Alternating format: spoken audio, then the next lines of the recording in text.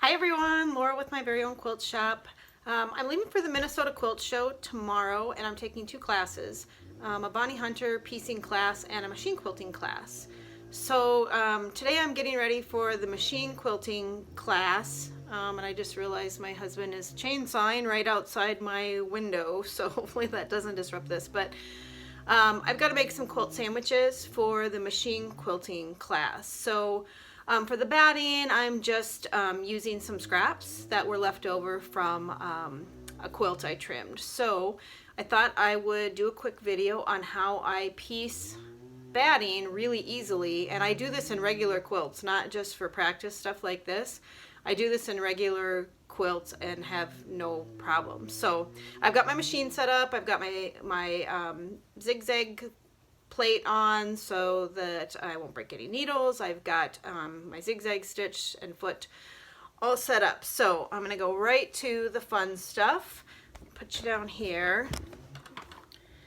Okay, so this is actually two pieces of batting that I laid together and cut at the same time so that I know I have an exact match of the straight edge. Then all I do is flip it over, and some people overlap this a bit. I don't. I just feed it carefully through the machine. So here's my machine. I've made the stitch as wide as I can make it, which on my machine is 5. So I've got a stitch length of 5 and a stitch width of 5. Move this up here and hopefully you'll be able to see what I'm doing.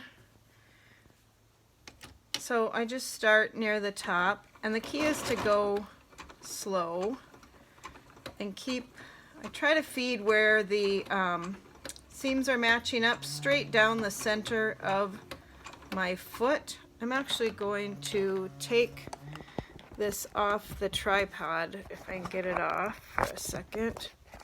It's on there kind of tight. So you can see here, let's see, I can't flip it around. There's the gap, and I've got it feeding right through the center of the stitch or the foot. So let's get this